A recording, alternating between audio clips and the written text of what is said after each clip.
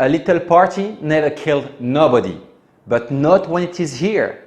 Time to stop the party going on in your head right now.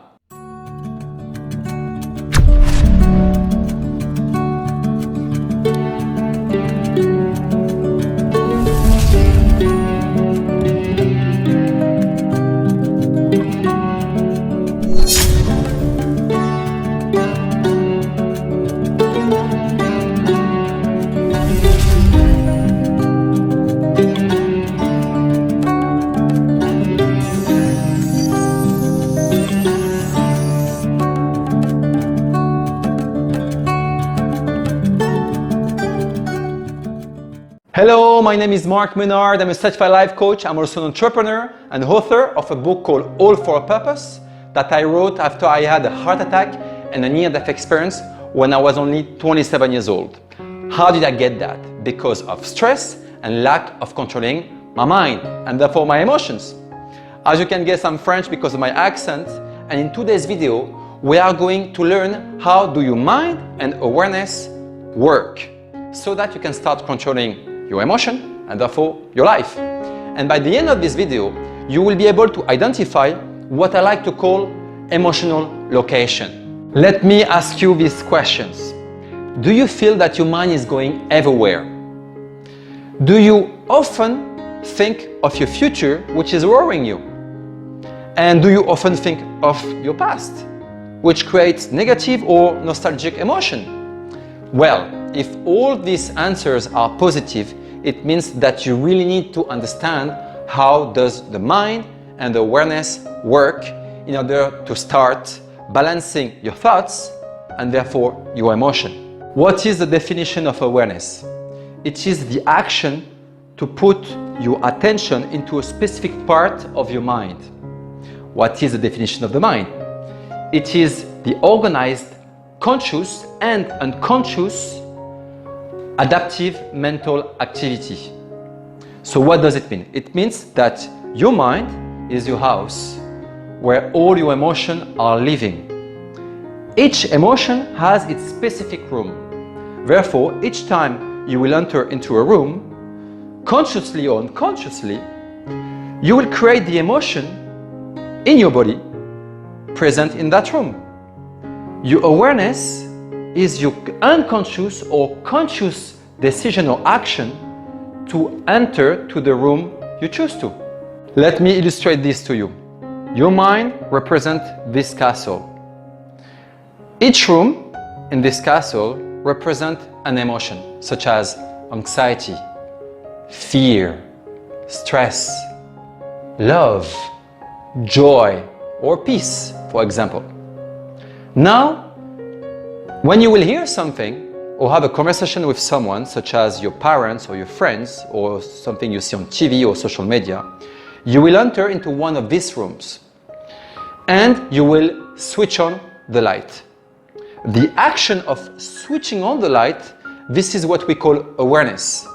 Now that the light is on, you will start to experience the emotion which is in this room. Bear in mind that awareness can be unconscious or conscious. Imagine that you are now experiencing a personal relationship with your boyfriend or girlfriend.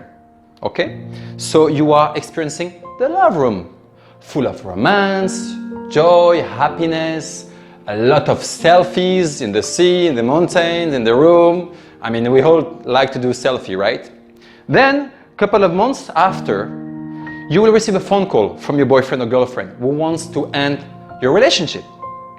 What's going to happen? Automatically, you will go to the sadness room. You will switch on the light and start to experience the emotion of sadness. And then you will be like, oh my God, why she did that to me? I mean, we were so happy together. Why did she do that? Or why did he do that? I don't get it. I don't understand. Why? Then, what's going to happen? You will want to change the room, for sure. And then, from the sadness room, you want to go to the anger room. Yes, we all know this one, right? So I will go to the anger room. I will open the door, I will switch on the light, and boom, I will start to experience what? Anger. And I will be like, oh my God, how dare she talk to me like that? How dare he say that to me? No way, I don't accept it. You know what? I'm going to go out with so many girls, and then she's going to be hurt. Yes, this is what I'm going to do. Well, man, if you do that, for sure, you ought to be the one to be hurt. Now the question is, do you think it's time to decide consciously whether you want to switch on the light in the rooms you do not want to enter and experience? Start spotting the rooms. Yes, it is very important that you start to train yourself to observe the room you are entering. In other words, the emotion you are experiencing. Why? Because you need to be self-aware of these emotions. Once you start to observe the rooms, and therefore these emotions, you will start to separate them from you. And you will start to stop identifying yourself unconsciously from this emotion. It reminds me of a story that I had with my ex-girlfriend. At that time, I was reading a book called The Power of Now from Edgar Tolle, who is a best-selling author talking about self-awareness, about ego, and about living the present moment. Okay? And in that book, he was talking about how to observe our thoughts and our emotion while we are having an argument with our partners. So, for example, boyfriend or girlfriend. And at that time, I had the opportunity to practice quite a lot, okay? And that particular day, when I'm starting to have this talk with my ex-girlfriend, she's starting to raise her voice and she started to get angry. So I was like, okay, Mark, don't get angry, stay stable, peace, observe your thoughts, observe your emotions. Great. Guess what happened after 5 minutes? I was so calm. Come on, guys, I'm kidding. I was not calm at all. You know what happened? I knew she was in the anger room. So I said, I want to go as well there, you know? So I opened the door, I switched on the light, and boom, I got angry again. But you know what? The difference is, I was aware I was in the anger room. And I was aware that this anger room will hurt me and will hurt her. And I didn't want that. So, starting from that day, all the time we had an argument, I was able to practice all the time to observe my emotions and my thoughts because I didn't want to go to these rooms.